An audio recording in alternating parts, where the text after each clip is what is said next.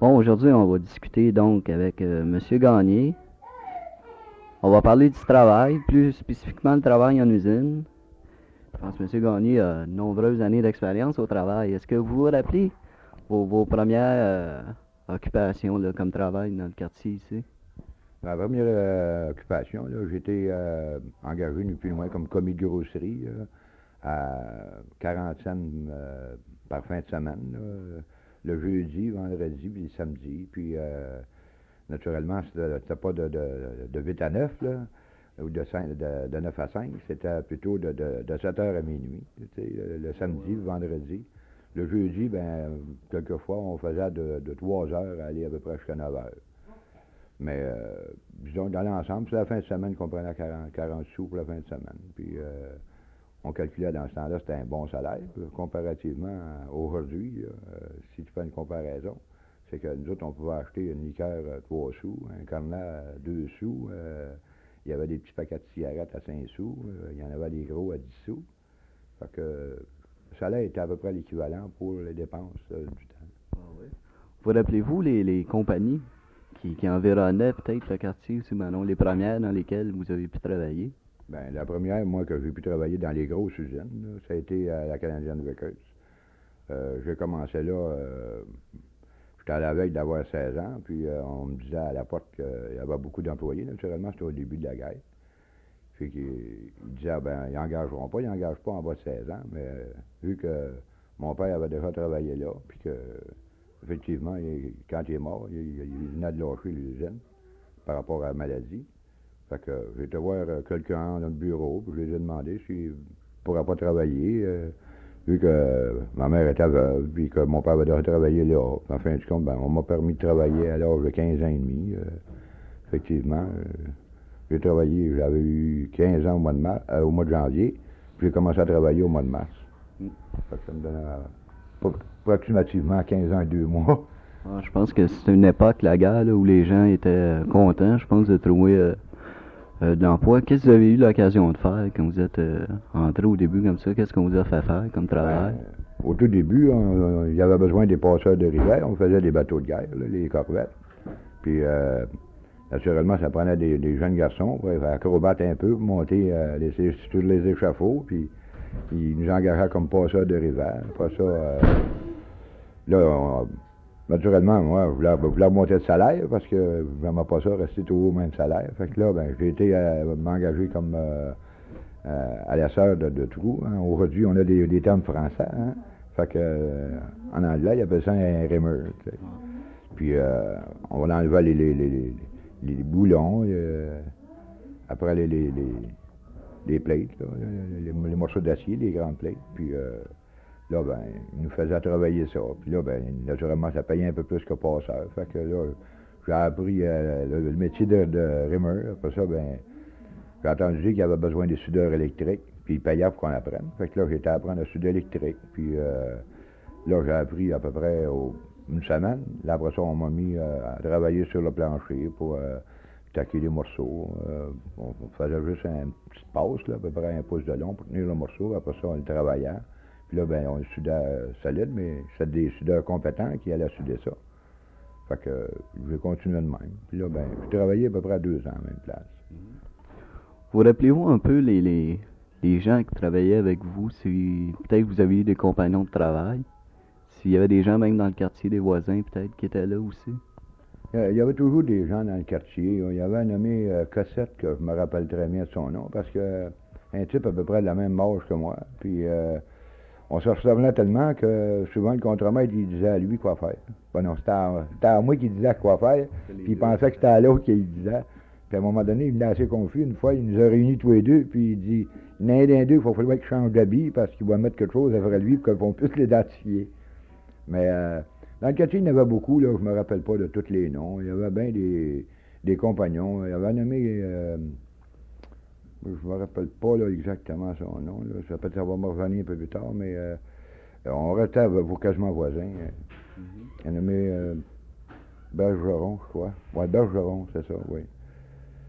Qui restait voisin. Ben, il y avait pas mal de monde du quartier qui travaillait avec eux dans le temps. Là. On pourrait dire, moi, je dirais au moins 5%.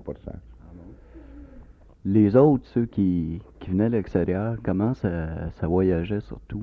C'était les petits chars, là, j'imagine? Est-ce qu'il y avait beaucoup d'autos, beaucoup d'ouvriers qui avaient d'autos? C'était les tramways dans le temps, il y avait les tramways sur rail, là, ils reviraient à Viau, ils reviraient à Notre-Dame, ils revenaient sur la rue Saint-Clément, ils reprenaient à Sainte-Catherine, puis là, ils s'en allaient soit vers l'ouest, ou c'était les tramways Ontario qui retournaient vers Viau, puis ils s'en allaient par Ontario. Mais il y avait aussi qui venaient de plus loin dans l'est, là, c'était les autobus au Schlaga qui venaient de l'est. Il y avait les tramways Notre-Dame, eux autres qui passaient tout droit, qui s'en allaient jusqu'à la place d'Armes dans le temps. Mais disons là, que il y avait beaucoup de travailleurs qui voyageaient dans ce temps-là en autobus. Les autos, c'était pas gros, la quantité d'autos comparativement aujourd'hui. Faut pas faire la comparaison, on peut pas pantoute. Disons, c'était le contraire. Il n'y avait plus de monde à pied dans ce temps-là, puis en voyageur, à voyager en autobus et en tramway, qu'il y avait le monde qui voyageait en auto. Si on veut faire une autre comparaison, je pense qu'il y a beaucoup de différences aujourd'hui. Si on parlait des horaires et des salaires dans ce temps-là, dans les années de guerre, 40-50. Ben, au tout début, nous autres, on faisait 47 heures par semaine quand j'ai commencé, moi, avec eux. Mais par contre, c'est que les autres, ils venaient justement de finir une négociation pour un contrat, que les autres, avant, ils travaillaient à 60 heures.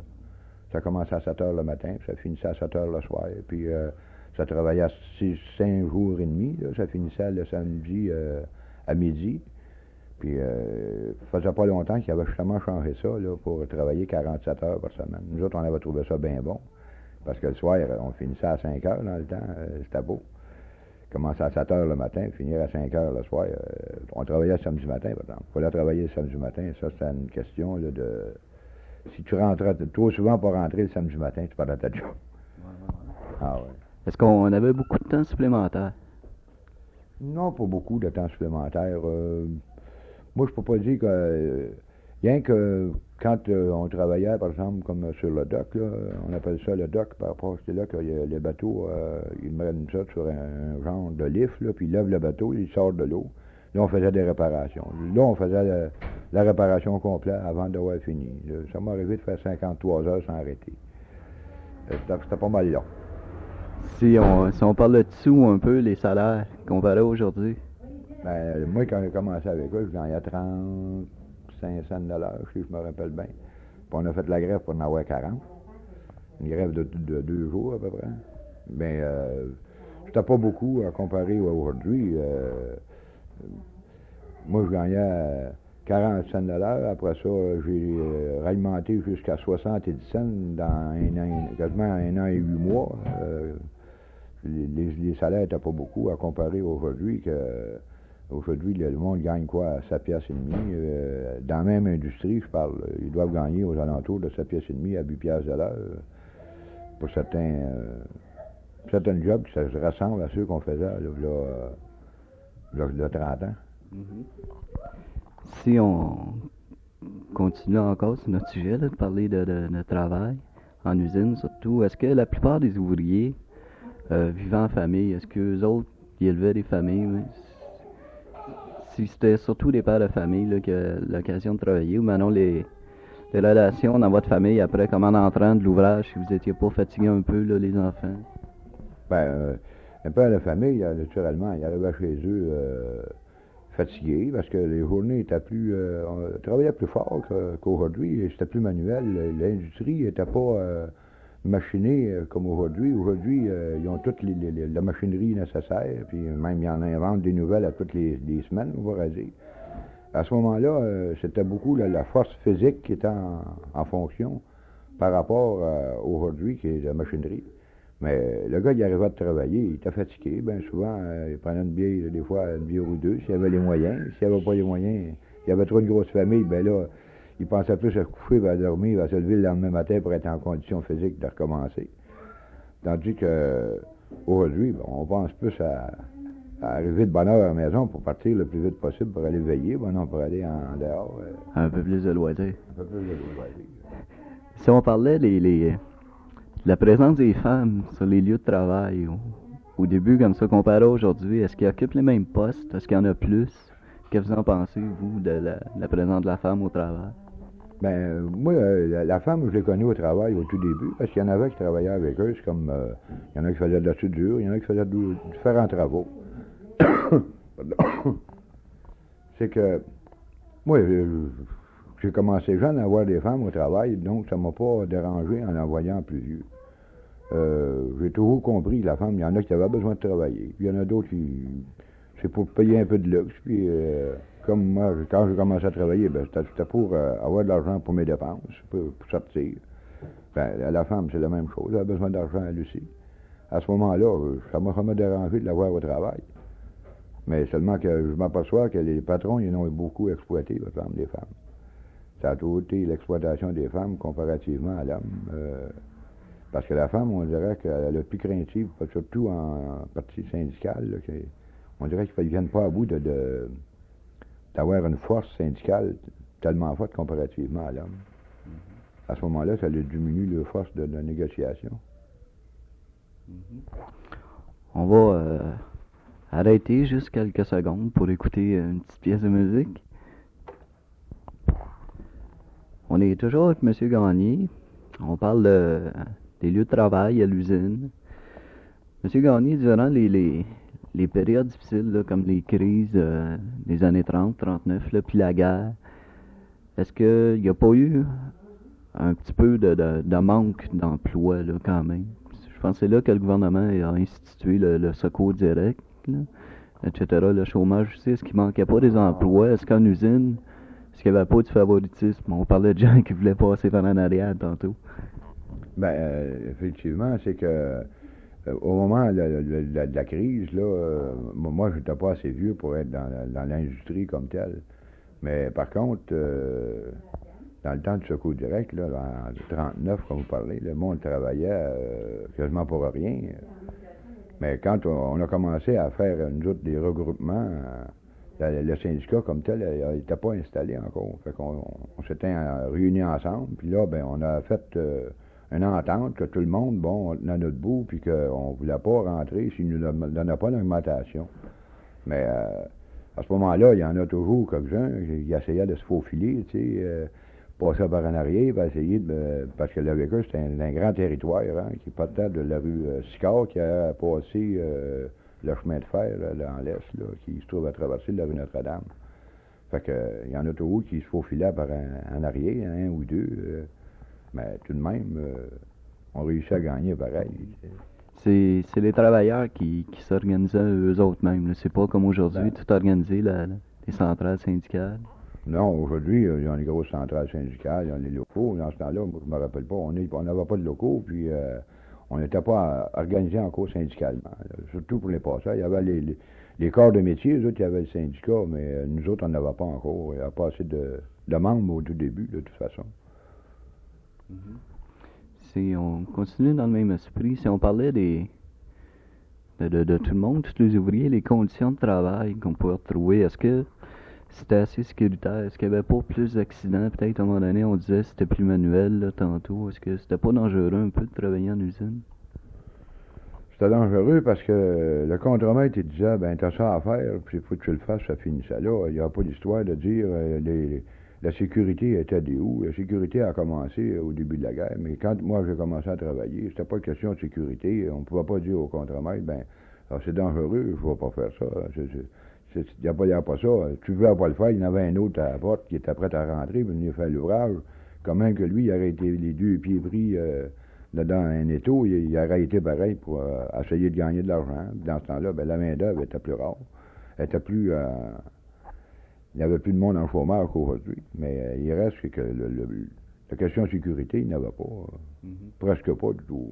Donc, on ne devait pas parler beaucoup non plus de maladies industrielles, peut-être par les produits qui se promènent dans les airs. En usine, on utilise des fois le produit chimique, ou non le bruit encore, là, que ça peut être assez infernal, je pense. Les lieux de travail, on n'en parlait pas beaucoup. Ben non, entre nous autres, peut-être entre les ouvriers.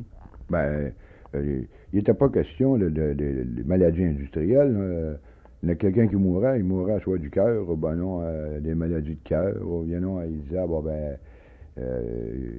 une crise d'angine. C'était toutes des maladies qu'on était supposément avoir attrapées en dehors de l'usine. Il n'y avait pas de maladie. Dans ce temps-là, s'il avait fallu que quelqu'un avait évoqué ça, ça aurait été un phénomène. Mais l'acide, on s'en servait de l'acide, mais on faisait attention. Puis si c'était dangereux pour notre vie en la respirant, ben on ne le savait pas, il n'y a pas personne qui nous le disait, quoi. Il n'y a pas de médecin dans ce temps-là qui s'occupait des travailleurs comme aujourd'hui. Aujourd'hui, il y a une médecine au travail, puis c'est pas mal fort, comparativement à ce qu'il y avait anciennement. Mais est-ce qu'il y a des gens qui tombaient pas malades s'il y avait des absences à un moment donné? Puis les patrons, qu'est-ce qu'ils faisaient quand on s'absentait souvent, ben non, pour cause de la maladie?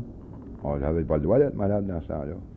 Si on tombait malade 2 fois, ça venait de finir. La 3e fois, tu perdais ta job, puis il en avait engagé un autre. Toi, tu n'avais pas d'affaire à tomber malade. Il ne fallait pas que tu tombes malade. La maladie, c'était une question de bien plus de gens de luxe que de monde qui travaillait. Et il restait 2 solutions. Tu t'en allais sur le bien-être social ou secours direct, comme on dit.